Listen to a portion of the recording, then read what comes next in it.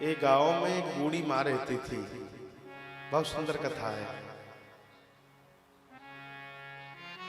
10 वर्ष का अबोध बालक उस बूढ़ी माँ का, पिताजी थे नहीं, घर की स्थिति कुछ ऐसी थी, खाने के लिए कुछ नहीं था। बेटे ने कहा, माँ हमारा जो भाग्य कब चमकेगा, कब गोविंद हमारे ऊपर कृपा करेंगे।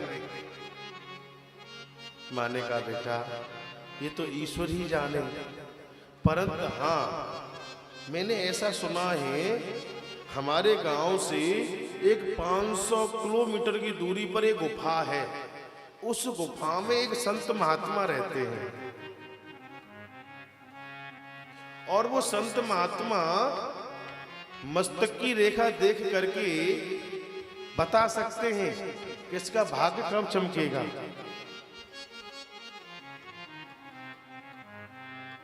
बेटे ने कहा कि माँ मैं एक दिन अवश्य जाऊंगा। समय निकलता गया। जब वो 15-16 वर्ष का हुआ, बोले माँ मैं कल प्रातः काल उस गुफा में संत भगवान के पास जाऊंगा। माँ ने कहा, बेटा 500 कोस की दूरी पर है। पहले पैदल यात्राएं थी महाराज, पहले ऐसा कुछ नहीं था कि वाहन वगैरह, पहले पुराने महाराज पैदल ही यात्रा करते थे। बोले माँ आप मेरे लिए कल भोजन बनाए, मैं जाऊंगा। माँ ने 5-10 पराठे बना करके, मिर्च सब्जी अचार रख करके अब ले करके झोले में चल दिया। सुबह का चला। उसका नेम क्या था, दिन में चले और शाम को जिस गांव में पहुंचे किसी ना किसी के घर पर उसी गांव में विश्राम करे। सुबह का चला, शाम को जाकर के एक बूढ़ी माँ के, एक बड़ी बूढ़ी माँ थी, उसके घर जाकर बोले माँ मैं आज एक रात्रि को आपको यहाँ ठहर सकता हूँ। बोले हाँ बेटा क्यों नहीं, ठहरिए ना। बोले कहाँ जाना है। बोले माँ एक संत महाराज रहते गुफा में, मैं उनके पास जा रहा हूँ और मैं उनसे ये पूछना चाहता हूँ कि मेरा भाग्य कब खुलेगा, कब मेरे भाग्य चमकेगा, कब मेरा भाग्य जागेगा। बूढ़ी माँ ने कहा, बेटा आज आप यहाँ विश्राम करें, सुबह जाए। उस बूढ़ी माँ की एक पुत्री थी। जब से उसका जन्म हुआ तभी से वो गूंगी थी, बोलती नहीं थी। बूढ़ी माँ ने भोजन कराया, उसके यहाँ विश्राम कर रहे थे। बूढ़ी माँ ने कहा, बेटा एक निवेदन है, यदि संत महाराज से पूछ के आओ ना तो ये जरूर पूछना कि मेरी बेटी कब बोलना सीखेगी, कब बोलेगी और कब इसका विवाह होगा। बोले माँ मैंने आपके यहाँ का अन्न खाया है, मैं अवश्य पूछ के आऊंगा। प्रातः काल हुआ, फिर वो बालक चल दिया तो एक किसान के यहाँ जाकर के रुका। दूसरे दिन जब वो किसान के यहाँ जाकर के रुका तो किसान ने कहा, कहाँ जा रहे हो। बोले भैया संत भगवान से मिलने के लिए, दर्शन करने के लिए, वो ये पूछने के लिए मेरा ये भाग्य कब जगेगा। किसान ने कहा आज मेरे घर में रुके और भोजन करें। किसान कहने लगा, मेरी कुछ जमीन है, उसमें बीज डालता हूं, अन्न डालता हूं, पर उपजती नहीं है, बंजर पड़ी हुई है, कब उसमें से अन्न उपजेगा, ये पूछ करके आ गया।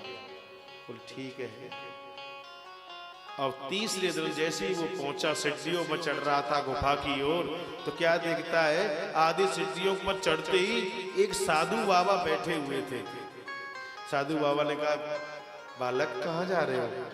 बोले प्रभु संत महाराज इस ऊपर गुफा में रहते हैं। बोले हाँ मैं उनके पास जा रहा हूँ। बोले क्यों। बोले ये पूछने के लिए मेरा भाग्य कब चमकेगा, कब जागेगा। साधु बाबा ने कहा, बेटा मेरा भी पूछ के आना कुछ। बोले क्या है। मेरे विषय में ये पूछना कि मुझे इतने दिन हो गए परमात्मा गोविंद का भजन करते करते, परंतु मायापति का मुझे दर्शन नहीं हुआ, क्या कारण है। बालक ने कहा अवश्य पूछ के आऊंगा। बालक बच्चा ऊपर पहुंचा, जाकर के संत भगवान नेत्र बंद करके बैठे हुए थे। महाराज नेत्र बंद करके बैठे हुए थे और जैसे प्रणाम किया नेत्र खुल गए। और नेत्र खुलते संत महाराज ने कहा, सुनो बेटा हम 3 प्रश्न बताएंगे, जो भी कुछ पूछना जल्दी पूछो, पुनः हम तपस्या में बैठ जाएंगे।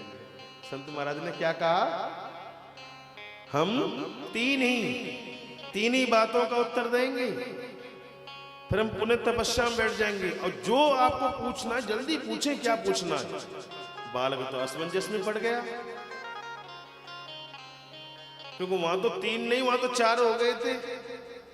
पर एक तो अपना, मेरा भाग्य कब जगेगा, दूसरा बूढ़ी माँ का, उसके यहाँ का अन्न खाया है, तीसरा उस किसान के यहाँ का, वहां का भी अन्न खाया है, चौथा साधु बाबा। और संत महाराज कह रहे तीन ही बताएंगे। बच्चे सोचते सोचते बच्चे ने ये सोचा, अब मेरा जो होगा सो गोविंद ही जाने, परंतु मैं उन्हीं का पूछता हूं जिनका मैंने अन्न खाया है। उनके लिए तो मैंने कुछ नहीं किया ना अभी, उनके लिए विषय में पूछता हूं। तो हे संत महाराज, जब मैं घर से चला था, ये बूढ़ी माती उसकी कन्या है, वो गूंगी है, कब बोलेगी। संत महाराज ने कहा सुनो, जिस पुरुष को देख करके वो हंसने लग जाए उसी के साथ में विवाह होगा, और उसी के साथ विवाह होकर के तभी से वो बोलना प्रारंभ कर देंगे।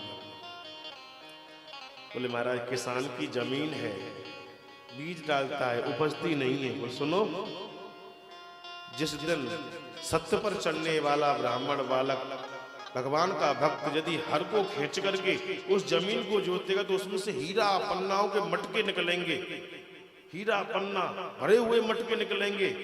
उसके बाद में फिर वो खूब महाराज सोना उपजाएगी। बोले अच्छा। बोले हाँ। बोले महाराज तीसरा ये है कि साधु बाबा आपके ही द्वार पर तपस्या कर रहे हैं, उनको परमात्मा का दर्शन नहीं हुआ। बोले सुनो, साधु बाबा की जटाओं में एक हीरा है, साधु बाबा की जटाओं में सिर में एक हीरा है। पहले उस माया रूपी हीरे का त्याग करें, फिर मायापति का दर्शन करें। और महाराज चौथा मेरा है, इतनी देर में संत भगवान ने नेत्र बंद कर बोले हम तो अपना पूछ ही नहीं पाए, पर चलो जैसे गोविंद की इच्छा। प्रणाम करके जैसे ही चला, आकर के साधु बाबा से मिला। साधु बाबा ने कहा बेटा पूछ के आए। बोले हाँ पूछ के आया हूँ। बोले क्या बताया। बोले आपकी जटाओं में हीरा है। बोले हाँ हीरा तो है, तो पहले आप उस हीरा का त्याग करें तब मायापति का दर्शन करें। साधु बाबा ने कहा बेटा मैं इस हीरे का क्या करूंगा, मुझे तो मायापति का दर्शन करना है। इस हीरे को तू ले जा और मुझे तो मायापति का दर्शन करना है। तो उस बच्चे ने साधु का भला किया तो गोविंद ने उस बच्चे का भला किया। कर भला तो होगा भला। हीरा मिल गया। जैसे चला बालक किसान के यहाँ आया। किसान के आने लगा भैया पूछ के आए। बोले हाँ पूछ के आया हूं। बोले हल लेके चलो और जो सत्य बोलता हो उसे बुला के लाओ। हल लेकर के आए हर।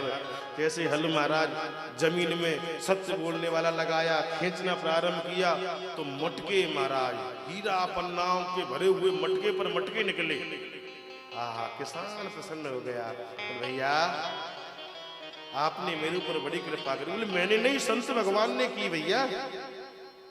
तो ऐसा करो मैं तो ये जमीन है ना मेरी जिंदगी भर मुझे सोना चांदी देगी। अब इनको तो आप अपने साथ में ले जाओ। आहा उसने किसान का भला किया तो गोविंद ने उस बच्चे का भला किया। अब जैसे ही आया बूढ़ी माँ के पास में बालक, बूढ़ी माँ ने कहा बेटा क्या बताया। बोले माँ आपकी पुत्री के विषय में बताया है, किसी पुरुष को देख करके हंस गई आपकी बेटी तो उसी के साथ में विवाह होगा और तभी से बोलना प्रारंभ हो जाएगी। बेटी सुन रही थी यह बात को और जैसे निकल के आई उस लड़के को देखा हंस गई। फिर माँ ने कहा बेटा तुझसे बढ़िया मुझे कहां से मिलेगा। विवाह भी हो गया और वो कन्या बोलना भी प्रारंभ करने लगी, बोलना भी शुरू कर दिया उसने। महाराज दहेज खजाना लेकर के बहू लेकर के जैसे आ रहा था, माँ देख रही थी। अरे बेटा ये क्या है। बोले माँ जी मेरी बहू आपकी पुत्र वधू। बोले जी कैसे। बोले माँ मैंने औरों का भला किया ना तो गोविंद ने मेरा भला किया। और बेटा जी गाड़ी पर गाड़ी, बैलगाड़ियों में सोना चांदी जी आ रहा, ये कैसे? बोले सब मेरे गोविंद की कृपा है। इतना? बोले हाँ माँ। बोले इतना क्यों? बोले माँ मैंने तो गोविंद से एक पाव भर के सामान मांगा था, पर गोविंद का जो पावा है ना, पाव भर है ना, वो इतना बड़ा है कि सोने चांदी की गाड़ियों पर गाड़ी भर करके आ रही है।